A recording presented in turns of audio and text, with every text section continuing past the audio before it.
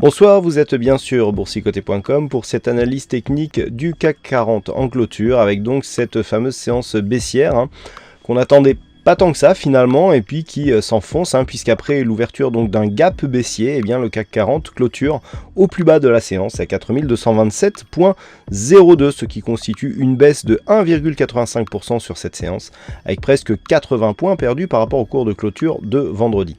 Au-delà du chiffre baissier que nous avons, ce qui est important surtout c'est la configuration technique.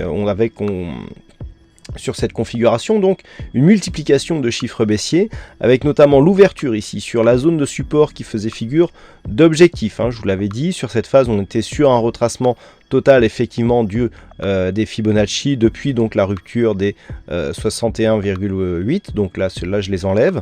On avait, je le rappelle, un gap baissier ici et nous en avons un nouveau ici. Alors attention, des gaps qui commencent à s'ouvrir avec des fortes séances et des gaps donc qui sont de plus en plus larges et qui ne sont pas comblés. Encore une fois, la stratégie du comblement de gap n'était pas du tout celle qu'il fallait employer. Toujours est-il que des gaps qui commencent à s'ouvrir comme ça à la suite en s'écartant de plus en plus est signe d'une phase de mini crack. C'est ce que l'on observe souvent. Donc attention ici, si on commence, et notamment avec le Brexit, avec le référendum sur le Brexit qui arrive, dans ces conditions, je dirais le conseil que je donnerai à tout le monde, et ça peu importe les stratégies utilisées, c'est réduisez vos expositions car là on s'expose à une forte hausse de la volatilité si ça continue comme ça. Donc au-delà de ces gaps, au-delà donc de cette ouverture sur la zone de support qui du coup devient résistance dès le premier test, c'est assez rare pour le souligner, des cours qui clôture au plus bas et à l'extérieur des bandes de Bollinger, tout ça sont des signaux qui sont assez fortement baissiers. Si on en vient aux indicateurs, nous avons ici un RSI qui continue à évoluer d'une manière négative, le stochastique est toujours sur un signal baissier, il souligne la pression qui s'exerce sur l'indice en entrant ici dans sa zone de survente.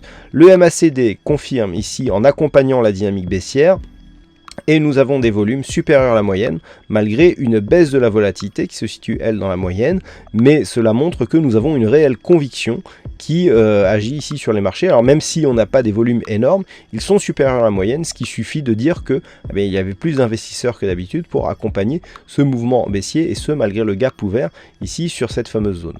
Donc on est vraiment sur une phase d'accélération, donc le risque d'ici, bien sûr, c'est de rester sous cette zone des 4252, et si on reste donc sous ces 4252, il faut s'écarter un petit peu pour voir à quoi on s'expose. C'est à moyen terme de revenir ici sur les 4109 points.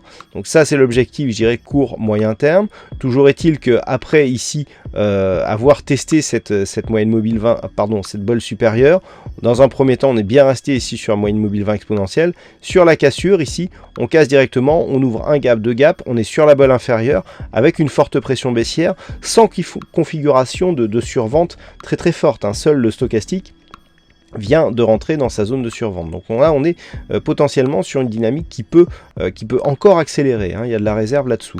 Donc on inscrit un plus bas significatif. Alors je vous l'avais dit la semaine dernière, si on cassait ici ce point bas significatif, on repassait dans une tendance baissière, puisque là, si nous étions ici dans une phase neutre, c'est parce qu'on avait une alternance entre ici les contacts, bol supérieur, bol inférieur, c'est très net. Voilà, on inscrit des contacts ici. Mais là, je vous ai dit sur les deux précédents points hauts, autant précédemment, on était quasiment sur des niveaux horizontaux.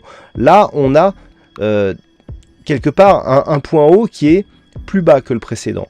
Et le fait d'avoir ici un nouveau point haut plus bas que le précédent et un plus bas que le précédent, nous inscrit ici, nous fait sortir de cette dynamique neutre et nous inscrit dans une dynamique baissière. Donc là, on est en train de changer un petit peu le cours des choses et notamment l'orientation de la tendance. Alors si on trace ici si on commence à tracer des traits, c'est ce qu'on fait en analyse technique, voilà, on obtient cette zone de résistance. Donc première chose déjà que l'on peut faire, c'est poser cette résistance, en tout cas sa parallèle, sur le dernier point bas, ce qui nous donne un objectif théorique ici d'extension et de possible atteinte par rapport à une éventuelle poursuite ici de ce mouvement baissier.